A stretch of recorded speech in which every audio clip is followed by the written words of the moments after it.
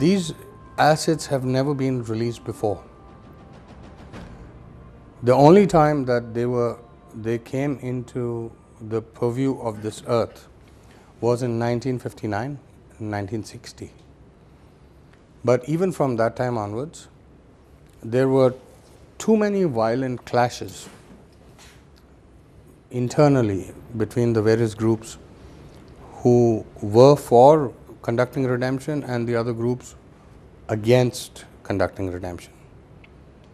Because the heritage accounts, historical accounts that are normally there in all the global banks are meant to be utilized together with these boxes, whether it's TOV boxes, FRBs, FRNs, so Kobe Sona boxes, the farmers bond boxes, the super perpetually boxes, the Liberty bond boxes, the black coffin boxes, or the blue Bible, Trumpet. The trumpet boxes, and there are many, many units. This challenge was taken up by TOV Capital at a time many years ago when very few people understood what to do with these boxes, how to do the settlement. So taking TOV Capital as an example, ever since TOV Capital introduced it to me personally, and I have gone and seen the boxes, of course, in the office and at Datu Zari's residence premises, which have been converted into the US Capitol. Well, it's a very special SKR location. We can do that. Now, where does US Capitol fit into the picture? US Capitol is a AAA bank and in good standing, in operation since 1979. And prior to that, also US Capitol has existed, but as different corporate entities. Currently, US Capitol is acknowledged as the world's largest custodial trust bank. And already it is a major shareholder in 17 prime banks. 17 prime banks, including HSBC being number one, and there are many other banks. US Capital is very, very strongly backed up by cash and gold. One of the reasons that we involve the US Capital together with the International Court system. International Court is the IPCC, International Criminal Court, ICC, and the International Court of Justice, ICJ, and other Supreme Courts or High Court tribunals are interlinked with the function carried out by the US Capital Private Bank. It is very important to understand one thing about redemption. If any party tries to take these units to any bank, the bankers don't know what to do. The bankers will at best suggest a security company, and you can go and deposit into the security company of the bank. But the bankers are not prepared to take any position on these historical heritage assets or claim that they can redeem because they have not been granted the redemption license. US Capital Private Bank has been granted the redemption license and a bank license, which is interlinked with my special Federal Reserve Board, special judicial judge, and Sovereign Royal Imperial Attorney General for the courthouses. That license is very, very important because it is referred to as the redemption court license. And since this has been granted to US Capital based on very solid fundamentals, the fundamentals is that the US Capital Private Bank is today one of the largest banks which is also co-owning two very major gold bunkers. The bunkers are called the global bunker, and those bunkers have really very phenomenal gold assets, platinum assets, silver assets, diamonds, rubies, and many other treasures, that is not part of the world awareness. It is known to the central banks, it is known to the treasury bureaus, it is known to the US Treasury also. And US capital, when we receive the assets under the US capital, it is with a view that we will use these boxes, we will contemplate, or we will conjecture what is the estimated value of each and every box or offering.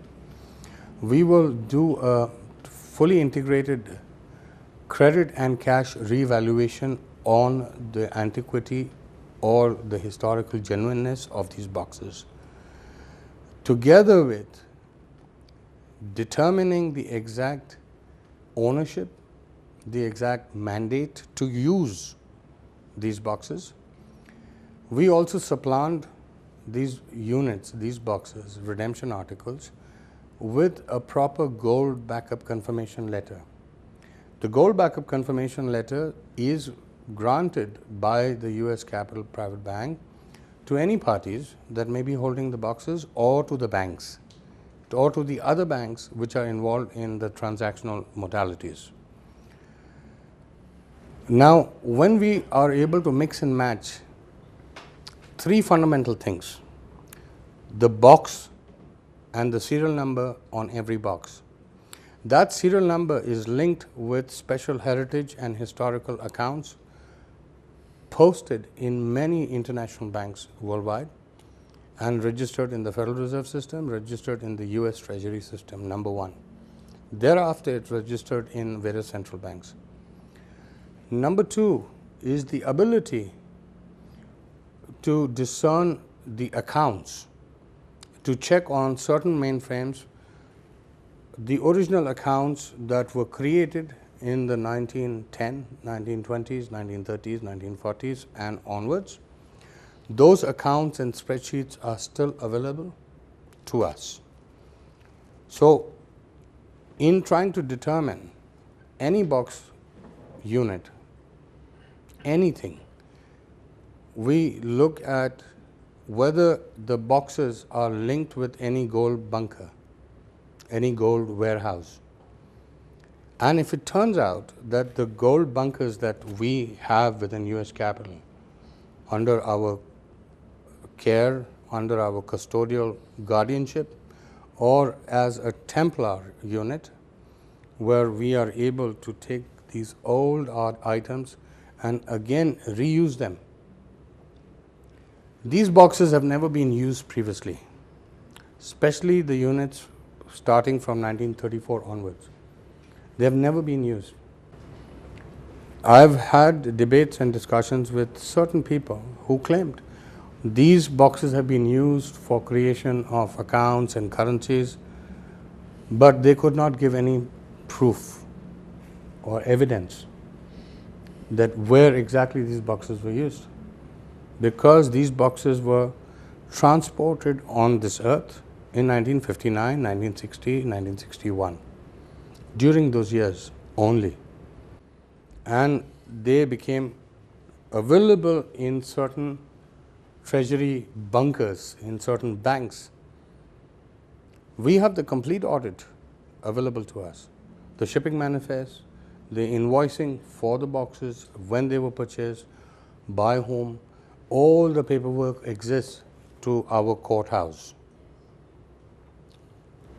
exists in our court, exists to the benefit of our courthouse, which holds the complete receivership of all these boxes. So no matter who you are, where you're from, one way or the other, you'll have to come back to the court to obtain the court clearance letter. And then the court grants the US Capital Private Bank a special permit with introduction of any boxes, and the US Capital Private Bank is able to issue an SKR for any of these units together with the gold backup confirmation. So the accounts, the box units and the gold, these three things have to be matched in order to assess the complete value. If the gold is missing, and if the accounts are missing and you are only holding the box, you may not be able to conduct the clearance of any of the articles. This is where we in the court come in. For example, Datozari is handling a number of units. Let's say in the office we have 7 units, and at his special custodial place he has 20 boxes more. Even if you take them to the Federal Reserve and the US Treasury, they will not redeem it. They don't have the cash to redeem it. But we have the cash. We have the cash and we have the gold to match. The moment we can match, automatically the entire redemption starts. The purview under which this is done is essentially what we call the icjglobal.org. The icjglobal.org is the main United States Treasury Board and the Federal Reserve System. Some say that the Mellencamp unit or the Burbanks units are also counterparties to it, but we have to see all that based on the documents that are available to us. The purpose of using these boxes and creating new accounts which are fully certified by gold essentially is done to create more liquidity in the market. And liquidity is what is missing. There is no new cash in the system. And when we talk about conducting implementation of very major projects throughout the world, very major infrastructure projects, it is top priority for us to start redeeming now, bringing all the things together, and we are able to provide all the necessary paperwork in order for you to have the clearance. So once we draw up the bank statements, once we draw up the SKRs, once we draw up any bank confirmation letters, that we can coordinate with other banks who will monetize or work together, then under that purview the redemption can occur. And after all the paperwork is done, thereafter the real work that we do is set up these special accounts and then work with the comptroller of currency, normally associated with certain central banks and their printing units. Because the central banks are the note issuing authorities, right, together with their counterpart units, what they need is these articles which are audited, they need the accounts information, and they need the gold backup certification. Then you see any central bank, any government, any nation can print currency legally and lawfully. Without all of these paperwork being there, if the paperwork is not there and you only have the box units, you only have some accounts related with gold, you cannot use. So what we are offering is the entire package structure for redemption, and the US Capital Private Bank currently is handling all the necessary redemption procedures, and I am directly supervising that. It doesn't mean that other banks cannot be redemption banks. If we are talking on the subject of Malaysia, we take the top 7 biggest banks in Malaysia, and if we go into a partnership or discussion with them, whether they will choose to become redemption bank partner with the US Capital Private Bank and with the ICJ Global System, then yes, we can then grant the license to any local bank here in Malaysia. And it is but natural, whatever numbers we bring from the redemption and settlement of these units, those numbers are so huge in billions and trillions and quintillions, quadrillions and quintillions, that those numbers have to be attached with a central bank. Only a central bank is able to use such large volume numbers.